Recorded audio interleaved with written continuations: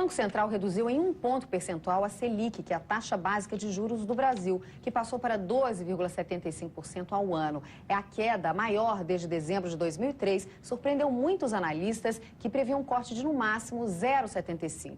E a decisão não foi unânime. Dos 8 diretores do BC, 3 votaram por um corte menor. Mesmo com a redução, o Brasil manteve a taxa de juros real mais alta do planeta. E a política de juros do Banco Central foi o principal alvo de uma grande manifestação de sindicatos realizada hoje em São Paulo.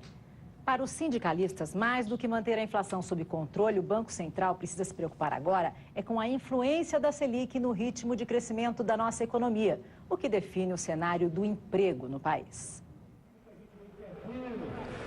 Trabalhadores unidos pelo mesmo discurso defendido por empresários. Cerca de 1.000 de 5 centrais sindicais fecharam 2 pistas da Avenida Paulista para pressionar o Banco Central a baixar a taxa de juros. A medida, segundo os sindicalistas, poderia injetar mais recursos na economia e conter a onda de demissões. Quanto mais alto os juros são praticados, mais a dívida interna do Brasil aumenta. A Selic é uma referência da economia brasileira. De olho nela, os bancos determinam a quantidade de juros que vão cobrar dos clientes nos empréstimos concedidos. Até agora, o Banco Central vinha justificando a maior taxa de juros do mundo, que é a brasileira, para controlar a inflação. Mas diante da crise financeira internacional, a prioridade passou a ser o crescimento.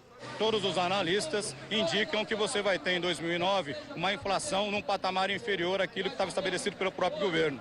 Então não tem necessidade de você continuar mantendo os juros altos se a questão da inflação não é motivação para essa política. Mas até que ponto a redução na taxa de juros beneficia as empresas e o consumidor final?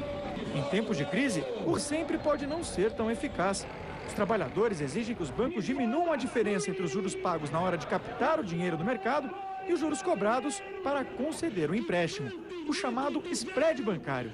É uma forma de fazer uma medida financeira chegar à economia real, diz esse economista. O que vai valer neste momento de crise vai ser o crescimento econômico, a preservação do emprego.